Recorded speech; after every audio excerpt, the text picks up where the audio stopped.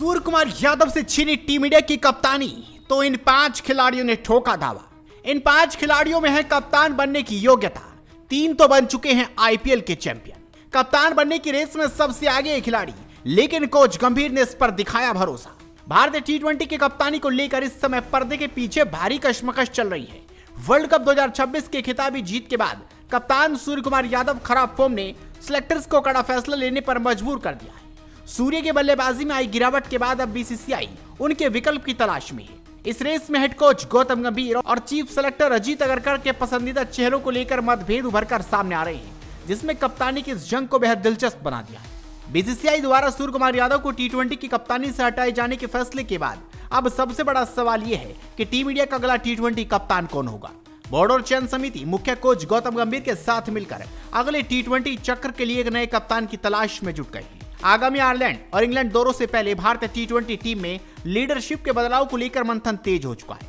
कप्तानी की इस रेस में 5 योग्य खिलाड़ियों का नाम सबसे आगे चल रहा है। तो चलिए जानते हैं कौन है वो 5 खिलाड़ी जो कप्तान बनने की रेस में सबसे आगे है। पहला नाम श्रेयस अय्यर। श्रेयस अय्यर इस समय टी20 कप्तानी की रेस में सबसे आगे चल रहे हैं। कप्तानी के मामले में उनका दावा सबसे मजबूत है, क्योंकि उनके पास आईपीएल में Delhi Capitals, Kolkata night Riders और पंजाब किंग्स जैसी टीमों को लीड करने का एक लंबा और सफल अनुभव है।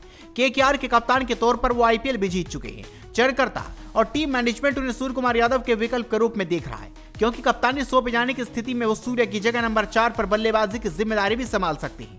बीसीसीआई पहले ही श्रेयस अय्यर को वनडे फॉर्मेट में उप कप्तान बनाकर इस बात का संकेत दे चुका है कि उन्हें भविष्य के लीडर के तौर पर तैयार किया जाए। हालांकि इस फैसले पर मुख्य कोच गौतम गंभीर की अंतिम सहमति मिलना भी बाकी है। दूसरा नाम तिलक वर्मा। युवा बल्लेबाज तिलक वर्मा इस लिस्ट में एक डार्क हॉर्स या सरप्राइज पैकेज की तरह है।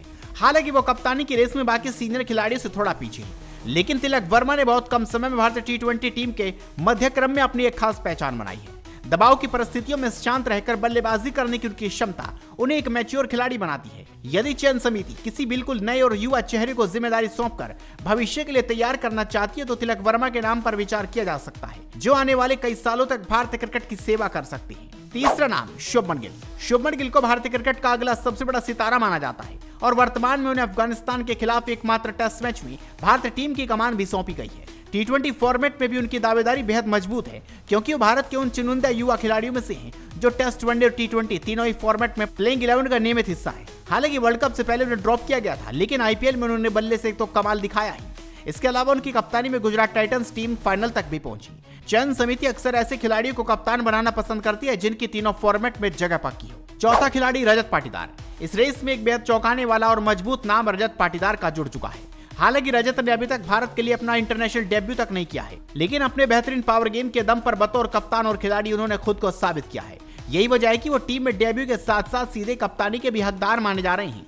आईपीएल 2026 में उनकी दमदार और कप्तानी पारी के कारण ही प्लेऑफ मुकाबलों में आरसीबी ने गुजरात टाइटंस को धूल चटाई है और उनकी टीम फाइनल तक का सफर तय कर सकी थी। इसके अलावा उनकी बेमिसाल कप्तानी का ही असर है कि आरसीबी की टीम लगातार 2 बार आईपीएल खिताब जीतने का गौरव हासिल कर चुकी है। हालांकि एक बड़ा रिस्क होगा, लेकिन हेड कोच गौतम गंभीर अपने रिस्क लेने की कला के लिए मशहूर हैं। और 5वां खिलाड़ी हार्दिक पांड्या। साल 2024 में जब रोहित शर्मा ने टी20 से संन्यास लिया, तब हार्दिक पांड्या कप्तानी की रेस में सबसे स्वाभाविक पसंद नजर आ रही थी। हालांकि उस समय मैनेजमेंट ने उनकी जगह सूर्य कुमार यादव को प्राथमिकता दी। एक बार फिर जब लीडरशिप में बदलाव हो रहा है तो हार्दिक का दावा पूरी तरह खारिज नहीं किया जा सकता, क्योंकि उनके पास गुजरात और मुंबई जैसी बड़ी टीमों की कप्तानी का अनुभव है और एक ऑलराउंडर के तौर पर वो टीम को बेहतरीन संतुलन देते हैं। हालांकि उनके वर्कलोड मैनेजमेंट और लगातार चोटिल होने की समस्या के कारण चयन समिति लॉन्ग टर्म कप्तान के रूप में उनके नाम पर पूरी तरह सहमति नहीं दिखाती।